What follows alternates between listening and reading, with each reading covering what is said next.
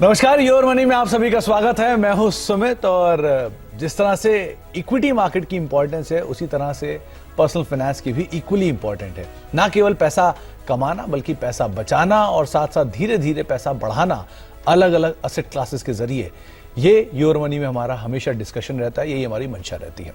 तो आज हम बातचीत करेंगे म्यूचुअल फंड को लेकर, किस तरह से म्यूचुअल फंड के जरिए या फिर कैसे निवेश होना चाहिए, किन किन बातों का आप ध्यान रखेंगे और साथ ही साथ म्यूचुअल फंड से जुड़े हुए आपके सवालों पर भी हम चर्चा करेंगे। और आज आपके सवालों के जवाब देने के लिए हमारे साथ हेमंत सर मौजूद रहेंगे। हेमंत रुस्तगी हैं, CEO wise invest private limited के। हेमंत सर से हम बातचीत करेंगे अलग अलग फंड्स को लेकर, आपकी रणनीति को लेकर, सही तरीके को लेकर, कैसे चुनाव करें, इन सब पर भी और आपके सवालों पर भी। आपका भी कोई सवाल है तो आप हमारे साथ जुड़ सकते हैं। yourmoney@nw18.com ये हमारा मेल आईडी है जिस पर आप अपना पूरा सवाल भेज सकते हैं, चाहे वो पर्सनल फाइनेंस से किसी भी माध्यम से जुड़ा हुआ हो या फिर आप हमारे व्हाट्सएप नंबर पर भी यानी कि 7045220000 पर भी अपना सवाल भेज सकते हैं और साथ साथ इस कार्यक्रम का हिस्सा बन सकते हैं। अलग अलग जानकार हमारे साथ मौजूद रहते हैं अलग अलग टॉपिक्स पर डिस्कशन करने के लिए और उन टॉपिक्स पर आप अपने सवाल हमसे पूछ सकते हैं।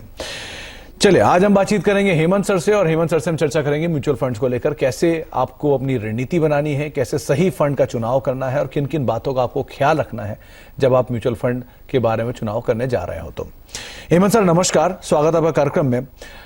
देखिए, इन्वेस्टर को सबसे ज्यादा जो चीज अखड़ती है वो यही कि अगर म्यूचुअल फंड में निवेश करना है तो क्या चीजों का ध्यान रखें। आमतौर पे हम पुराना हिस्टोरिकल रिकॉर्ड देख लेते हैं, आमतौर पे हम परफॉर्मेंस देख लेते हैं, उनका कहां कहां पे निवेश है वो देख लेते हैं और मेजर थ्रस्ट जो आम निवेशकों का होता है वो होता है उसकी पुरानी परफॉर्मेंस पे कि कैसी परफॉर्मेंस आई, उसके हिसाब से वो निवेश कर देते हैं। कितना सही है ये चुनाव का तरीका, कौन कौन सी चीजों का ख्याल रखना चाहिए, आपका एक्सपर्ट ओपिनियन क्या कहता है? सुमित, आपने बिल्कुल ठीक कहा। ज्यादातर हमने देखा है कि इन्वेस्टर जो है उनका जो फोकस है वो परफॉर्मेंस पे रहता है और अनफॉर्चुनेटली परफॉर्मेंस में भी ज्यादा ध्यान जो है वो शॉर्ट टर्म परफॉर्मेंस पे रहता है, लॉन्ग टर्म परफॉर्मेंस पे उतना ध्यान नहीं रहता है। तो उससे होता क्या है कि जब आप शॉर्ट टर्म परफॉर्मेंस देखते हो तो जब बाजार अच्छा कर रहा होता है तो आपको ऑब्वियसली लगता है कि इक्विटी में ही पैसा डालना चाहिए, तो आप अपने पोर्टफोलियो को जरूरत से ज्यादा एग्रेसिव बना देते हो। और वही अगर मार्केट गिरावट हो रही है, मार्केट में वॉलेटिलिटी है, तो ऑब्वियसली जब वहां पे शॉर्ट टर्म परफॉर्मेंस इतनी अच्छी नहीं रहेगी तो फिर आपको लगेगा कि नहीं, इक्विटी में पैसा नहीं डालना है, फिर हम जाएंगे कंजर्वेटिव ऑप्शन में। और फिर क्या होगा, फिर आप लॉन्ग टर्म में अपने जो फाइनेंशियल फ्यूचर के ऊपर कंप्रोमाइज करते हो। तो सबसे बड़ा इशू यही है कि जब आप खाली परफॉर्मेंस देख के फंड चुनते हो तो आप फंड सिलेक्शन को पहला स्टेप बना देते हो, जबकि आपके इन्वेस्टमेंट प्रोसेस में वो आखिरी स्टेप होना चाहिए। तो सबसे इंपॉर्टेंट फैक्टर मेरे हिसाब से किसी भी इन्वेस्टर्स के लिए जो म्यूचुअल फंड में इन्वेस्ट करना चाहते हैं उनके लिए होता है सुटेबिलिटी। अब सुटेबिलिटी यानी कौन से फंड उनके लिए सही रहेंगे और उसको चुनने के लिए एक प्रोसेस आपको फॉलो करना पड़ता है। तो वो प्रोसेस बहुत ही सिंपल है, थोड़ा सा इलेबोरेट है। आई थिंक निवेशक अगर उसको स्टार्टिंग में वो फॉलो करें, काफी सारी दिक्कतें जिनको हम डायलेमास बोलते हैं या दुविधा जो रहती हैं बाद में आती है, वो शायद आपको देखने को नहीं मिलेगी।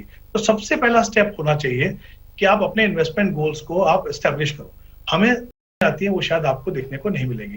तो सबसे पहला स्टेप होना चाहिए कि आप अपने इन्वेस्टमेंट गोल्स को आप एस्टेब्लिश करो। हम सभी चाहते हैं कि हम अपने पैसे से कुछ अचीव करें, तो पहले तो वो डिटरमिन करना है कि हमें क्या अचीव करना है। और उसमें हमारे लॉन्ग टर्म गोल्स होते हैं, जैसे रिटायरमेंट प्लानिंग हो सकती है, बच्चों की एजुकेशन हो सकती है, मीडियम टर्म गोल्स हो सकते हैं, मान लीजिए कुछ घर खरीदना हो, शॉर्ट टर्म में कभी बच्चों की फीस पे करनी हो या कोई गाड़ी खरीदनी हो। तो अपने गोल्स को आप पहले तो एस्टेब्लिश कीजिए कि मेरे ये गोल्स हैं, इनको मुझे पूरा करना है। दूसरा स्टेप होना चाहिए आपका कि आप हर गोल को एक समय देंगे। कितना समय, रिटायरमेंट कितने साल दूर है, बच्चों की एजुकेशन कितने साल दूर है, घर खरीदना कितने साल दूर है, गाड़ी खरीदना कितने साल दूर है। जब आप ऐसा करते हैं तो आपको पता चलता है कि किस तरह का इन्वेस्टमेंट आपको बिल्कुल सूटेबल रहेगा। यानी जब आप लॉन्ग टर्म के लिए इन्वेस्ट कर रहे हो और सिस्टमैटिकली अगर आप इन्वेस्ट कर रहे हो तो आपको पता है कि आप रिस्क लेने की पोजीशन में हो। इसका मतलब आपका जो फोकस है वो ऐसी एसेट क्लास पे होना चाहिए जो एक तरफ इन्फ्लेशन को बीट करे, दूसरा वॉलेटाइल हो, लेकिन क्योंकि आप डिसिप्लिन तरीके से इन्वेस्ट करते हो तो आपको सही रिटर्न मिले। तो फिर आप क्या करेंगे, आप लॉन्ग टर्म का पैसा इक्विटी में डालेंगे।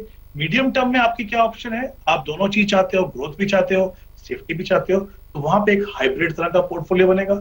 शॉर्ट टर्म में क्योंकि कैपिटल सेफ्टी ज्यादा इंपॉर्टेंट है, इन्फ्लेशन उतना बड़ा रिस्क नहीं है, तो आपका पूरा फोकस जो है वो डेट के ऊपर रहेगा। तो देखिए, जब आप ये प्रोसेस को फॉलो करते हो तो आप एसेट एलोकेशन अपना बना पाते हो। और ये प्रूवन है बहुत सारी स्टडीज में कि 90% जो रिटर्न आपके आते हैं वो आपके एसेट एलोकेशन से आते हैं। तो जब आपने ये स्टेप ले लिया तो आपको पता है कि लॉन्ग टर्म का पैसा इक्विटी में गया तो फिर वॉलेटिलिटी से आप डरेंगे नहीं। तो एक तो ये एसेट एलोकेशन बनाएगी। उसके बाद नेक्स्ट स्टेप आना चाहिए कि जो आपने एसेट क्लासेस चुनी है उनको किस फंड के द्वारा आप बेस्ट पोटेंशियल आप ले सकते हो। तो फिर नेक्स्ट स्टेप आता है आपका फंड्स। और फंड्स में भी आपको उन ऑप्शंस को देखना है जहां पे रिटर्न जो है वो टैक्स एफिशिएंट हो, क्योंकि टैक्स एफिशिएंसी जो रिटर्न की है वो ये डिटरमिन करेगी कि जितने रिटर्न है उसमें से कितना हिस्सा आपको रहेगा, कितना सरकार के पास जाएगा। तो आई थिंक ये एक प्रोसेस है, जैसा मैंने पहले कहा, शायद इलेबोरेट लगता है, बहुत ही सिंपल प्रोसेस है। डिसिप्लिन की जरूरत है, यहां से शुरुआत कीजिए। मुझे लगता है जिस तरह का आपको फायदा म्यूचुअल फंड की इन्वेस्टमेंट से समय समय पे होना चाहिए वो आपको देखने को मिले। अच्छा, हेमंत सर से हम आगे फंड्स तो पूछेंगे ही, क्योंकि अब उन्होंने फंड्स का नाम लिया है तो उनसे बात होगी ही कौन कौन से फंड्स हमें चुनने चाहिए। लेकिन हेमंत सर, दूसरा एक सवाल और आमतौर पे पूछा जाता है, इक्विटी में 3-4 तरह के फंड ले लिए, गोल्ड में 1-2 तरह के फंड ले लिए, डेट के 1-2 तरह के फंड ले लिए, टैक्स सेवर भी 2-3 ऐड कर लिए। तो क्या आइडियल नंबर होना चाहिए, कितने फंड्स ऐड करने चाहिए, किस तरह के लोकेशन करना चाहिए? दोस्त ने बोला वो फंड ले लिया, किसी एजेंट ने बोला वो फंड भी ले लिया, तो कोई एक नंबर होना चाहिए क्या, कहीं पे जाके थमना है, या एक आइडियल सिचुएशन पोर्टफोलियो के इतने ही फंड होने चाहिए, इतनी इक्विटी, इतना डेट, इतना गोल्ड, इतना टैक्स सेवर, कोई एक रेशियो है क्या? नहीं सुमित, ऐसा कोई आइडियल नंबर नहीं है कि हम कहें कि भाई 8 या 10 फंड आपके पोर्टफोलियो में होना चाहिए। अगर ऐसा पोर्टफोलियो बनाओगे तो आपका पोर्टफोलियो बहुत ही अच्छा बनेगा, ऐसा नहीं होता है। हाँ, लेकिन एक चीज का हमें ध्यान रखना है कि म्यूचुअल फंड खुद से एक डाइवर्सिफाइड इन्वेस्टमेंट व्हीकल, यानी अगर आप 10,000 रुपए भी अगर म्यूचुअल फंड में इन्वेस्ट करते हो, अगर हम इक्विटी फंड की बात करें तो आपका पैसा जो है वो 40 से 50 स्टॉक में इन्वेस्ट होता है, 10 से 12 जो सेक्टर्स हैं उनमें इन्वेस्ट होता है। और अगर आप 2 या 3 फंड में पैसा लगाते हो तो डिफरेंट इन्वेस्टमेंट स्ट्रेटेजीज और फिलोसफीज का आपको फायदा होता है। तो आई थिंक ये हमेशा ध्यान रखना है, ये सोचना कि बहुत सारे फंड रखेंगे तो हमें अच्छा डाइवर्सिफिकेशन मिलेगा, वो कहीं ना कहीं ओवर डाइवर्सिफिकेशन होता है। और होता क्या है, जब आप एक जैसे फंड बना लेते हो तो आपको 10 फंड होने के बावजूद भी आपको जिस तरह का डाइवर्सिफिकेशन हो वैसा नहीं मिलता। लेकिन ये भी सोचना गलत है कि पूरे पोर्टफोलियो में सिर्फ 4 या 5 फंड हो।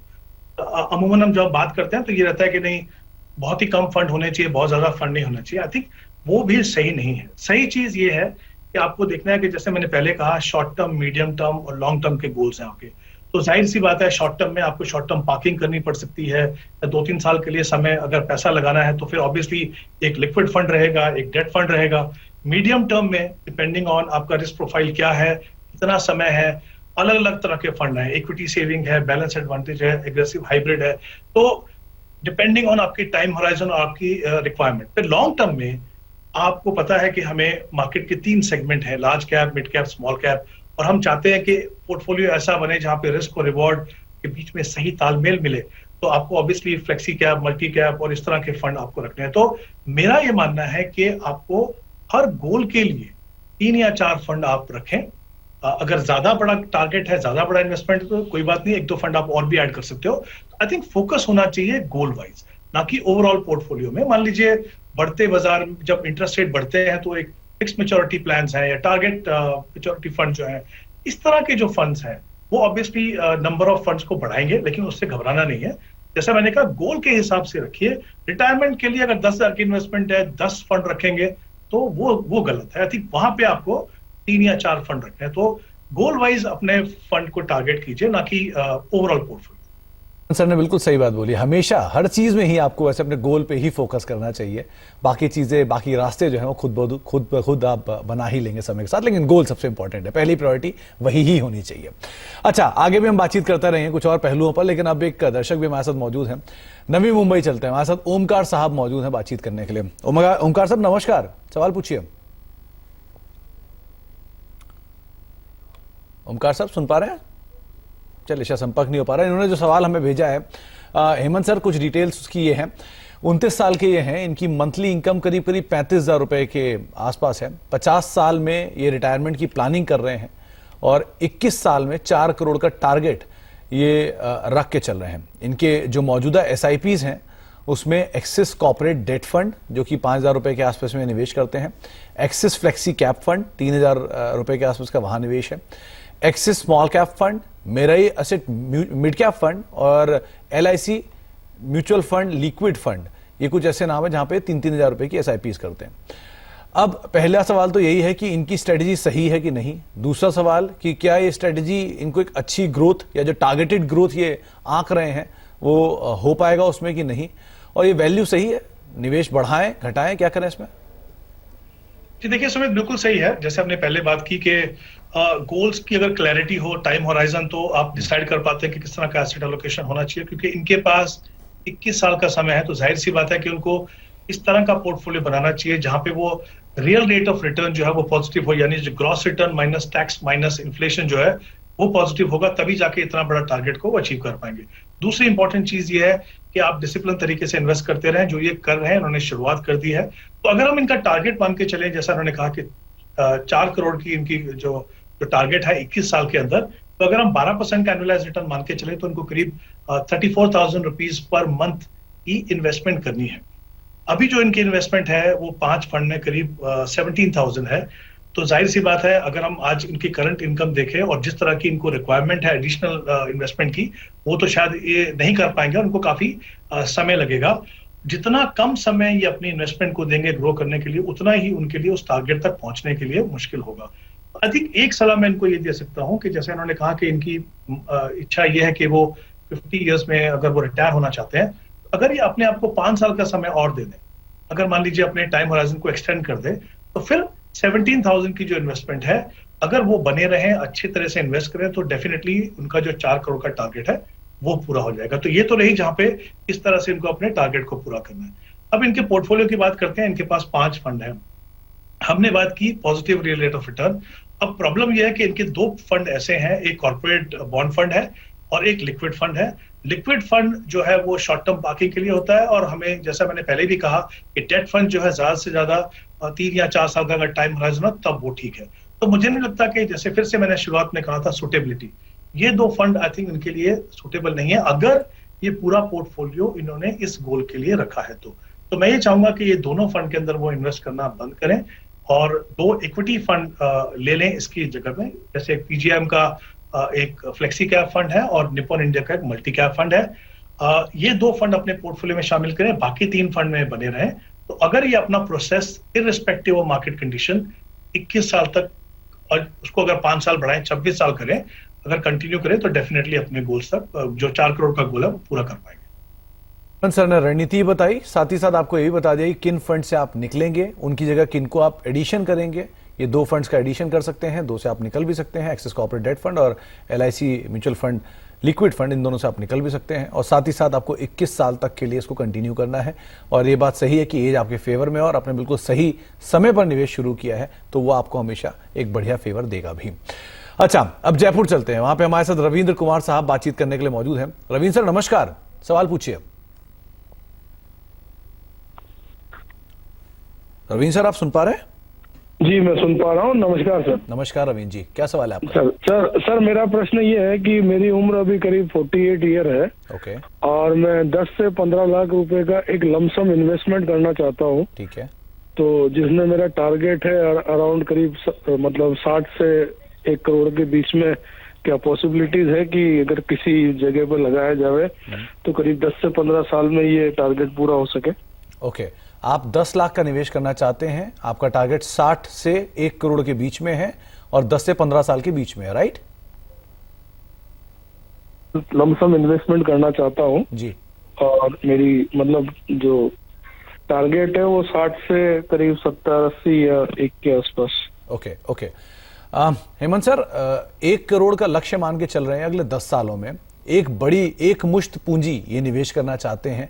कुछ फंड्स इन्हें आप बता पाएं जहां ये लगाएं। 48 साल इनकी उम्र है और अभी भी अगले 10 साल के अंदर ये पूंजी को और बढ़ता हुआ देख रहे हैं, जहां पे 10 लाख एक मुश्त है। पहले तो क्या 10 लाख एक ही बार में डालना ठीक है, SIP वे में जाना ठीक है, और जो टारगेटेड इन्होंने 1 करोड़ 65 लाख से 1 करोड़ के बीच में पूंजी रखी है, अचीवेबल है? कौन कौन से फंड्स होंगे?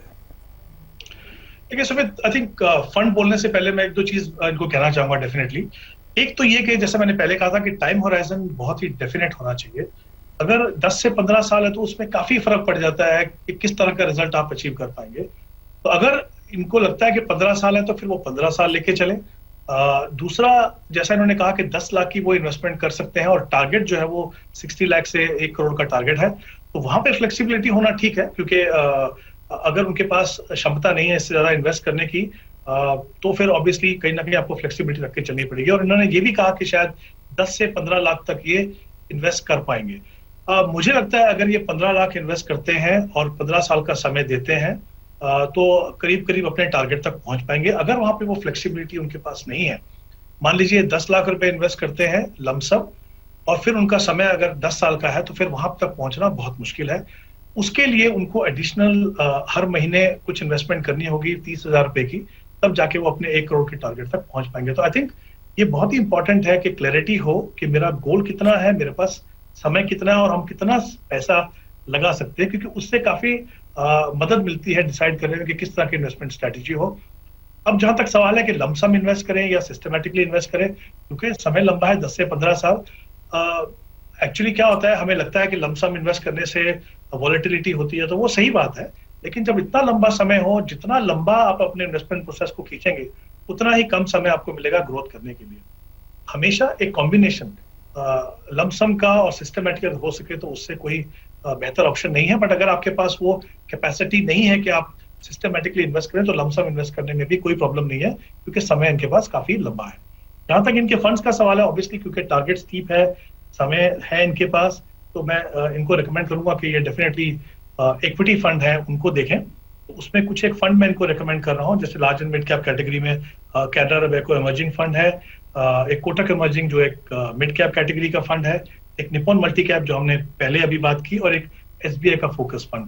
तो ये 4 फंड मैं चाहूंगा कि ये कंसीडर करें अपनी इन्वेस्टमेंट के लिए। बट इंपॉर्टेंट चीज है, जैसा मैंने कहा, अगर थोड़ी क्लैरिटी आ जाए समय में और कितना पैसा और कितना टारगेट है, तो बेहतर रिजल्ट मिल सकते हैं। तो हेमंत सर ने आपको कई सारे रणनीति बताई, कैसे आप 30,000 रुपए की एसआईपी भी कर सकते हैं, मिक्स ब्लेंड भी बना सकते हैं, और अगर आप ब्लेंड नहीं बनाना चाहते तो आप एक मुश्त पैसा भी डाल सकते हैं।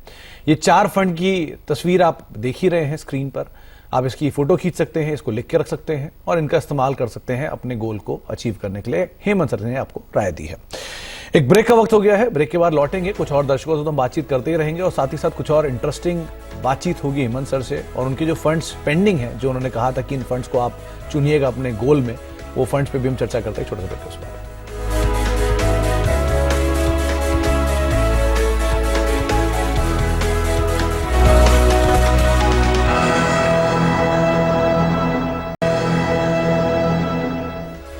आप देख रहे हैं योर मनी, और आज हमारे साथ हेमंत सर मौजूद हैं। हेमंत रुस्तगी हैं वाइज इन्वेस्ट प्राइवेट लिमिटेड के, और हेमंत सर से हम बातचीत कर रहे हैं म्यूचुअल फंड्स को लेकर, किस तरह से आपका सही चुनाव होना चाहिए, कौन कौन से फंड्स, और आपकी रणनीति क्या होनी चाहिए अगर आप म्यूचुअल फंड में नया निवेश कर रहे हैं तो। अच्छा हेमंत सर, आगे बातचीत करने से पहले एक और बड़ा इंटरेस्टिंग चीज आमतौर पर सुनने को मिलती है।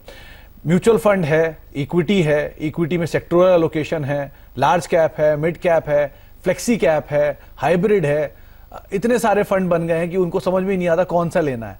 तो सही चुनाव यहां तो कर ही सकते हैं कि लार्ज कैप का क्या ब्लेंड होना चाहिए, मिड कैप का क्या ब्लेंड होना चाहिए, सेक्टोरल कहां लेना चाहिए, फ्लेक्सी कैप लें या ना लें, इंटरनेशनल एक्सपोजर लें या ना लें। तो ऐसे सब जो इतने सारे फंड हैं, इनके बीच में कौन सा चुने, कितना चुने, कोई आंकड़ा है क्या इसमें? सुमित, आई थिंक काफी इंपॉर्टेंट सवाल पूछा है आपने, और किसी भी इन्वेस्टर के लिए ऑब्वियसली जब ये डिसाइड करना होता है कि कितना पैसा किस सेगमेंट में डालें, हमने पहले भी शो में बात की कि ये इंपॉर्टेंट है कि आपके पोर्टफोलियो में रिस्क और रिवॉर्ड में ऐसा बैलेंस होना चाहिए, और वो आता है इस तरह का आपका एक्सपोजर है डिफरेंट सेगमेंट्स में, लार्ज कैप, मिड कैप और स्मॉल में। इन्वेस्टर्स के लिए कभी कभी ये डिसाइड करना मुश्किल होता है 2 कारणों से। एक तो ये कि क्योंकि अलग अलग इकोनॉमिक सिनेरियो है, मार्केट के अलग अलग मूड्स रहते हैं, तो वो डिसाइड करना थोड़ा सा उनके लिए मुश्किल रहता है। और सबसे बड़ी दुविधा की बात इन्वेस्टर्स के लिए होती है जब आपको इसको रीबैलेंस करना होता है। रीबैलेंसिंग जब हम बात करते हैं, वो सिर्फ एसेट एलोकेशन के मामले में नहीं है, बल्कि ये डिफरेंट सेगमेंट्स में जो आपका एक्सपोजर है, वहां पे भी आपको रीबैलेंस करना होता है। क्योंकि किसी भी निवेशक के लिए करना मुश्किल है, और वो शायद फिर टैक्स इनएफिशिएंट भी होता है, क्योंकि आपको हर बार आपको कैपिटल गेन बुक करना पड़ता है। तो कुछ एक कैटेगरीज हैं, आपने बिल्कुल सही कहा, एक्चुअली बहुत सारी कैटेगरीज हैं, लेकिन सबसे अच्छी बात यह है कि उसमें क्लैरिटी है। आपको पता है कि किस फंड में किस तरह का एक्सपोजर होगा, डिफरेंट सेगमेंट में, तो आप डिसाइड कर सकते हो। मेरा हमेशा ये मानना है किसी भी निवेशक के लिए, जब वो शुरुआत कर रहे हो तो उनको 2 या 3 कैटेगरी पे फोकस करना चाहिए। वो flexi cap, large and mid cap और मल्टी कैप, क्योंकि तीनों के रूल्स अलग अलग हैं और इनका कॉम्बिनेशन बनाएंगे तो आपको लार्ज कैप, मिड कैप और स्मॉल कैप में जिस तरह का प्रोपोर्शन आपको चाहिए वहां पे मिल जाएगा। शुरुआत में आपको वो फंड्स जिनका इन्वेस्टमेंट यूनिवर्स नैरो है, यानी जैसे सेक्टर फंड हो गए या थीमेटिक फंड हो गए, या बाय नेचर जो एग्रेसिव हैं जैसे स्मॉल कैप फंड्स हैं। अब हम जानते हैं कि equity as an asset class aggressive है। आप बहुत ज्यादा पोर्टफोलियो को एग्रेसिव बनाएंगे तो कोई गारंटी नहीं है कि आपको रिटर्न्स वहां पे बेहतर मिलेंगे। आई थिंक फोकस होना चाहिए, एक तो ये कि आपकी लेवल ऑफ डाइवर्सिफिकेशन कितना, जैसे मैंने कहा ये 2-3 कैटेगरीज हैं जहां पे आपको ध्यान देना। दूसरा इंपॉर्टेंट फैक्टर किसी भी निवेशक के लिए होना चाहिए परफॉर्मेंस, कंसिस्टेंसी परफॉर्मेंस की कैसी है। हमने पहले बात की पास्ट परफॉर्मेंस की, वो मेन क्राइटेरिया नहीं हो सकता लेकिन एक इंपॉर्टेंट क्राइटेरिया जरूर है, और वहां पे इंपॉर्टेंट है कि उसको हम प्रॉपर पर्सपेक्टिव में डालें। उसमें हम फंड की परफॉर्मेंस को जो पीयर ग्रुप है, यानी उसी कैटेगरी के जो दूसरे फंड है उनकी एवरेज के सामने हमारे फंड ने कैसा किया, उस पर ध्यान देना है। प्रॉब्लम क्या है, कभी कभी एज एन इन्वेस्टर हम अपने बेंचमार्क बनाते हैं। जब मार्केट मान लीजिए डाउन है, आपको नेगेटिव रिटर्न दिख रहे हैं, तो हम उसको सीधा कंपेयर करते हैं अपने एफडी से कि अगर हमने एफडी में पैसा डाला होता तो 5 या 6% रिटर्न मिलता है, यहाँ तो नेगेटिव रिटर्न है। वो बिल्कुल भी सही नहीं है। कहीं ना कहीं आपको सही तरह की बेंचमार्क से कंपेयर करना है और इक्विटी के रिस्क को समझ के और पोटेंशियल को समझ के ही आपको इन्वेस्ट करना है। तो अगर आप सही कैटेगरी चुने, फंड मैनेजर आपके लिए रीबैलेंसिंग करेंगे, आपको कुछ नहीं करना है, कोई कैपिटल गेन नहीं देना है, आपको ये चिंता करने की जरूरत नहीं है। बट हाँ, एज एन इन्वेस्टर कोशिश कीजिए कि आपका जो बायस है थोड़ा सा वो लार्ज कैप की तरफ हो, मतलब 50 से 60% आप लार्ज कैप में रखें और बाकी पैसा जो है सिग्निफिकेंट पोर्शन मिड कैप में, और कुछ हिस्सा में भी 10% और सो आप स्मॉल कैप में डाल सकते हो। तो इस तरह का एसेट एलोकेशन बना के चलिए। बहुत ज्यादा उसको कॉम्प्लिकेट करेंगे तो फिर थोड़ा सा संभालना मुश्किल होता है। चलिए, तो large cap max, mid cap mid और स्मॉल कैप स्मॉल, ये 3 एलोकेशन आपको बता दिए हेमंत सर ने। तो मंजिल तो दिखा दी है, अब रास्ता जो है उसका वो आपकी स्क्रीन पर आएगा, यानी कि हेमंत सर ने ही कौन कौन से फंड्स इसके लिए सुझाए थे वो आप स्क्रीन पर देख भी पा रहे हैं। हेमंत सर से समय का अभाव था इसलिए हम बातचीत नहीं कर पा रहे उन फंड्स को लेकर, लेकिन आपकी स्क्रीन पर हेमंत सर बहुत बहुत शुक्रिया पहले तो अपना समय हमें देने के लिए, हमसे बातचीत करने के लिए और ये पूरी तरह से चर्चा इंटरेस्टिंग बनाने के लिए। और वो फंड्स के नाम आपकी स्क्रीन पर आएंगे जहां पर हेमंत सर ने कहा था कि आप दांव लगा सकते हैं, या फिर ये वो फंड्स हैं जिनको आप देख सकते हैं अगर आप लंबी अवधि के लिए निवेश करना चाह रहे हैं। तो PGIM India flexi cap fund, Nippon India multi cap fund, Kotak emerging equity fund और HDFC large and mid cap fund. तो अगर आप फंड एलोकेशन करना चाह रहे हैं, जिसमें अभी अभी हेमंत सर ने बोला कि maximum large, mid cap mid और स्मॉल कैप स्मॉल, ये एलोकेशन अगर आप बनाना चाह रहे हैं तो ये 4 फंड्स आपकी स्क्रीन पर हैं जो हेमंत सर ने ही सुझाए हैं, आप उसके हिसाब से देख सकते हैं। चलो, तो फिलहाल अब योर मनी को ही समेटेंगे और आगे भी खबरों का सिलसिला लगातार बना रहेगा। नमस्कार।